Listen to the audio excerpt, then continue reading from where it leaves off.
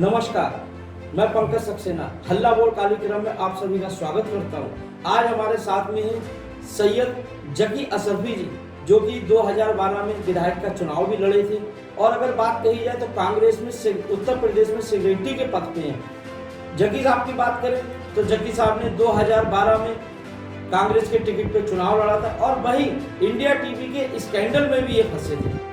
इनसे बात करते हैं। आजकल अभिभावकों को लेके काफ़ी बातें हो रही, स्कूल वाले फीस पे दबाव बना रहे हैं, नए नए आदेश आ रहे हैं। जकी जी के क्या राय है और क्या आगे की इनकी सोच है और क्या जी कहना चाहते हैं? बहुत स्वागत है, बहुत बहुत स्वागत है आपका। थैंक यू पंकज भाई।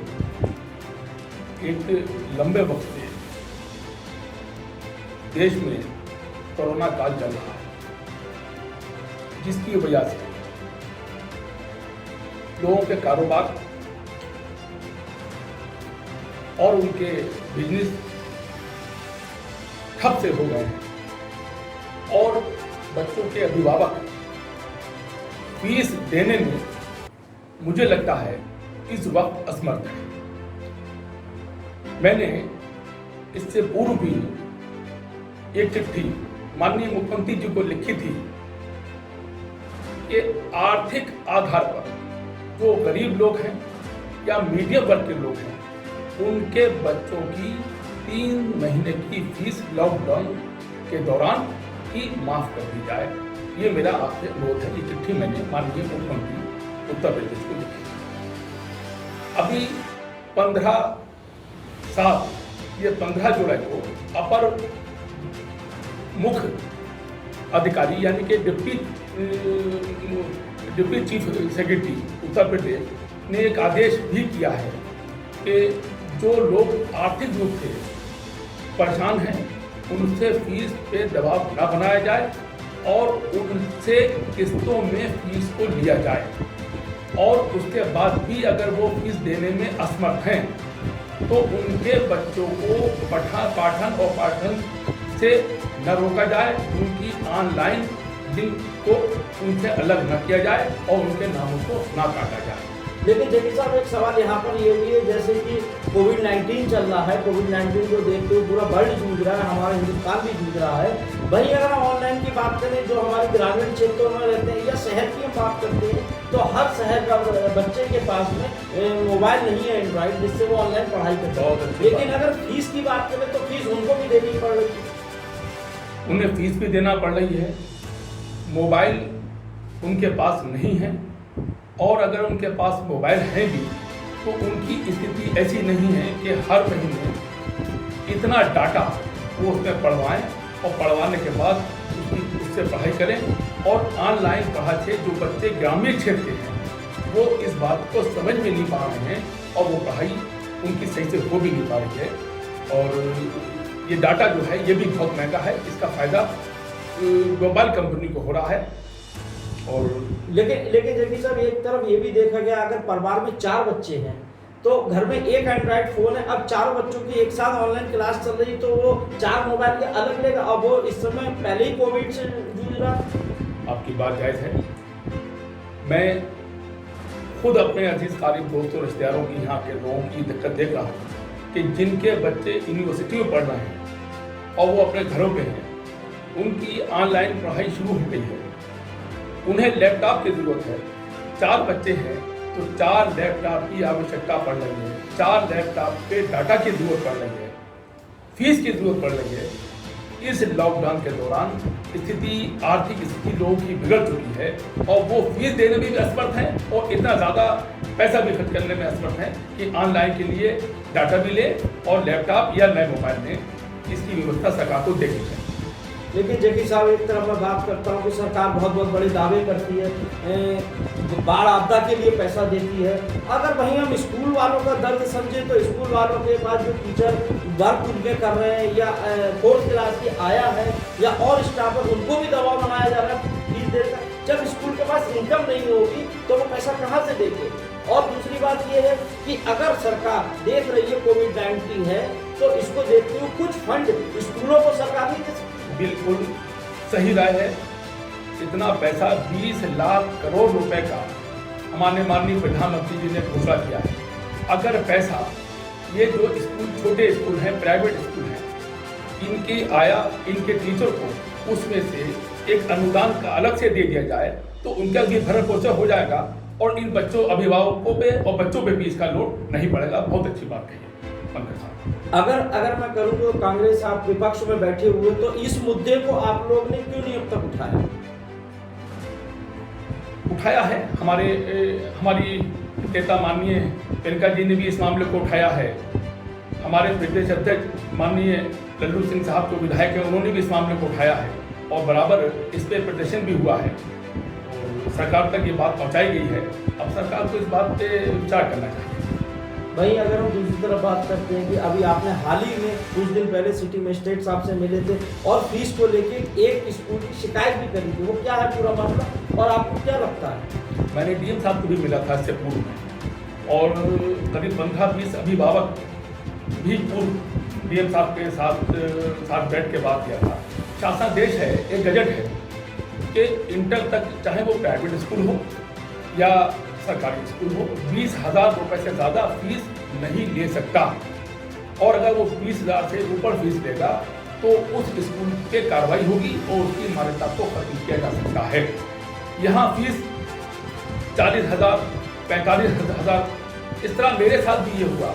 मेरे बच्चे से भी फीस को 40,000 से ज़्यादा मांगा गया और मैंने इंस्पेक्टर ऑफ स्कूल को कहा कि जब मेरे साथ ये हो रहा है तो inspector of school Indira Gandhi गए और जाके उन्होंने वहाँ बात किया और मुझे बुला के वहाँ के प्रिंसिपल ने मुझसे 20,000 रुपया एक साल का बच्चे का।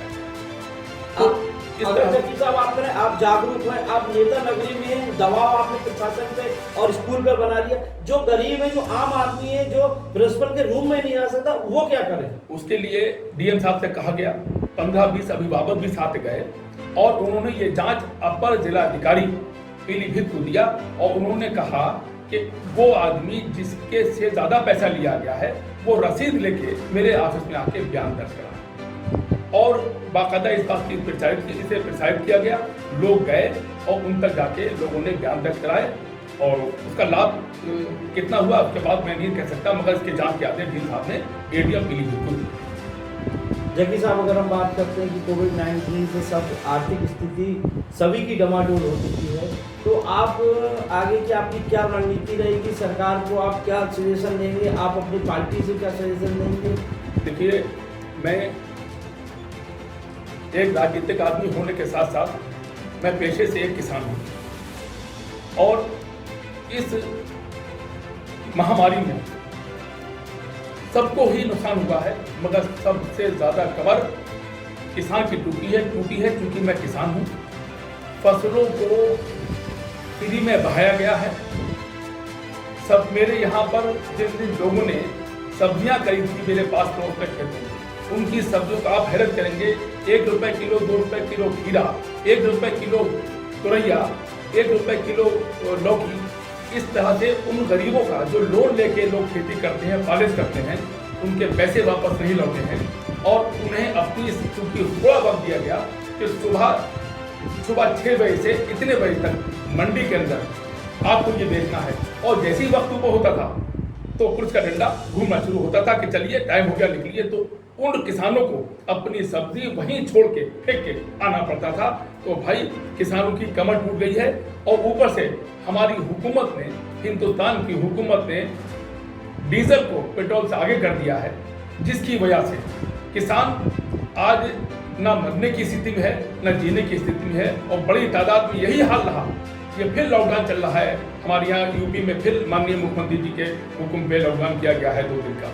अगर यही बढ़ाया गया या इस तरह से लॉकडाउन की अवधि बढ़ाई गई तो निश्चित तौर पे किसान बड़ी तादाद में खुदकशी करने को मजबूर होगा, क्योंकि उसके पास। लेकिन जबकि साहब यहाँ पे एक बात आपसे कहूँगा, लॉकडाउन लगाने से जैसे कि हमारा देश पहले बहुत कम नीचे था, 11वें स्थान पे था, आज हम दूसरे स्थान पे आ गए। अगर हमने लॉकडाउन नहीं लगाया तो अमेरिका की तरह यहाँ पर भी कोरोना वायरस इतना हावी हो जाएगा कि हम लोगों के पास कब्रिस्तान और शमशान घाट नहीं बचेंगे।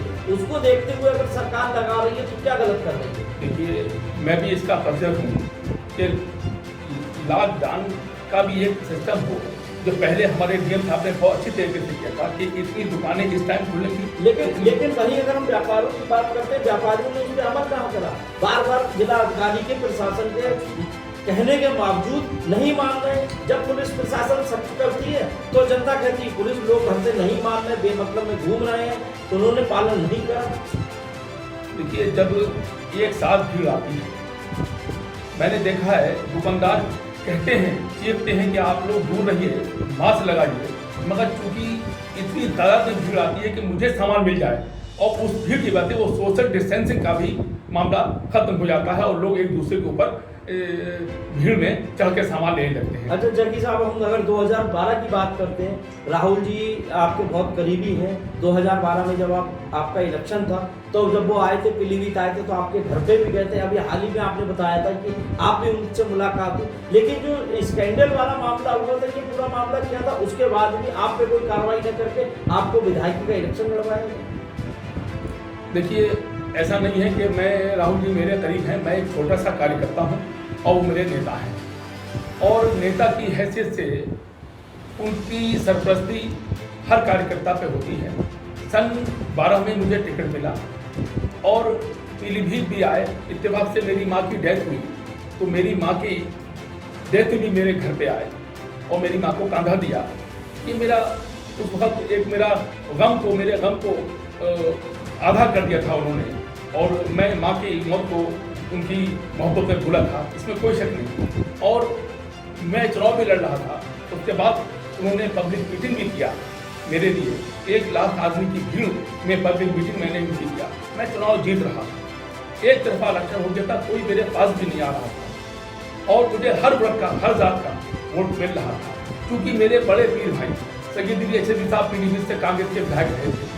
पीलीभीत में चेयरमैन मेरे ससुर सैयद जाहिद अली साहब चेयरमैन रहे पीलीभीत, क्योंकि हम लोग सादात से आते हैं और लोग सैयदों की इज्जत करते हैं।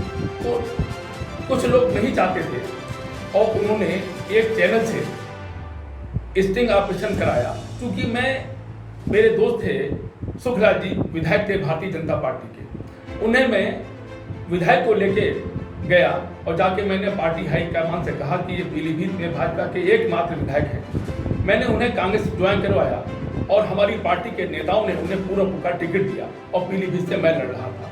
लोगों को मैं जान रहा था कि मैं जीत रहा हूँ। बराबर राहुल जी भी गए यहाँ से, वो भी देख रहे थे, माननीय राहुल गांधी साहब, कि ये चुनाव जीत रहा है। उसके बाद एक चैनल ने मेरा एक फर्जी ऑपरेशन किया वहाँ पर, और उसके बाद 10 दिन चैनल पर लगातार 24 घंटे मुझे दिखाया गया, डिबेट करी गई, हर दल के, हर पार्टी के नेताओं को बिठा के मेरे खिलाफ बोला गया और मुझे दिक्कत में डाल दिया। जब हिंदुस्तान के चुनाव आयुक्त मिस्टर कुरैशी साहब ने ये कहा कि हमारी पार्टी के हाईकमान से कि आप कार्रवाई करिए, मेरे मुंह से ये जरूर निकला था कि कुछ पैसे ज़्यादा खर्च, और उसके बाद उन्होंने कहा कि कार्रवाई करिए, अन्यथा हम इन्हें विधायक बनने के बाद आयोग करा। मेरी पार्टी ने मुझे सीतापुर बुलाया, मेरे सरपरस्त माननीय रिजवी साहब का नाम सुना होगा आपने, अम्बार रिजवी साहब जो राज्य मुख्यमंत्री रहे हैं, विधानसभा के अध्यक्ष भी रहे हैं, सेंटर के मंत्री, वो भी लड़ रहे थे। हमें वहीं बुलाया और वहीं बुला के माननीय राहुल जी की मीटिंग की, वहीं बुला के हमसे पीलीभीत के कुछ नेता भी मेरे साथ गए थे। सीतापुर बात हुई और ये हुआ कि दिक्कत खड़ी हो रही है, और मुझे लाया नहीं, मुझे रोका चुनाव लड़ने, मुझे चुनाव लड़ने से रोका।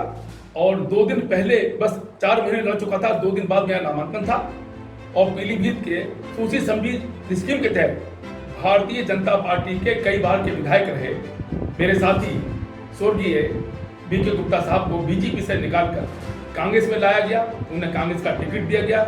जब वो थोड़े से वोट लेकर चुनाव हार गए और एक समाजवादी पार्टी के कैंडिडेट को जिताकर फिर वापस भारतीय जनता पार्टी में चले गए। लोगों का मकसद ये था कि किसी सूरत से पीलीभीत से भाजपा के जो नेता पड़े थे पीलीभीत के, वो चाहते थे कि समाजवादी पार्टी का आदमी जीते, सैयद तक ना जीते। तब मुझे चुनाव लड़ने से रोका गया और उसके बाद भाजपा के आदमी को टिकट दिया गया। भाजपा का आदमी चुनाव लड़ा और लड़ने के बाद पुनः भारतीय जनता पार्टी में चला गया और काम खत्म। अच्छा जबकि साहब अगर हम बात करते हैं पीलीभीत में कैबिनेट मिनिस्टर भी रहे, लेकिन एक चीज बहुत लंबे समय में देखी गई कि सांसद बीजेपी का रहता है और सपा का विधायक रहता है, ये क्या गठबंधन है? इसी गठबंधन की वजह से मुझे दिक्कत आई। जिस चैनल ने मेरा स्टिंग ऑपरेशन किया था उसकी 50% की हिस्सेदार पीलीभीत की पूर्व सांसद रही थी, और जब जाहिर है कि पार्लियामेंट के चुनाव में समाजवादी पार्टी के कैंडिडेट उनकी मदद करते हैं और असेंबली के चुनाव में भारतीय जनता पार्टी के जो पार्लियामेंट के कैंडिडेट हैं वो उसकी मदद करते हैं। मेरा स्टिंग हुआ और स्टिंग होने के बाद हिंदुस्तान के चुनाव आयुक्त के आदेश पर मेरे खिलाफ थाना कोतवाली में जिला प्रशासन ने एक मुकदमा लिखाया, और जब वो मुकदमा न्यायालय पहुंचा तो न्यायालय ने उसके बाकायदा उसकी बहस के बाद मुझे बाइज्जत बरी करा, और उसमें ये कहा गया ये स्टिंग में ऐड किया गया है, झूठा स्टिंग ऑपरेशन है, और उसमें मुझे हिंदुस्तान की अदालत ने बाइज्जत बरी करा, और आज मैं कांग्रेस में हूँ, कांग्रेस का। हमारे साथ में थे जकी जी। हल्ला बोल कार्यक्रम में अगली बार आपके साथ फिर कोई पेश करेंगे। नमस्कार।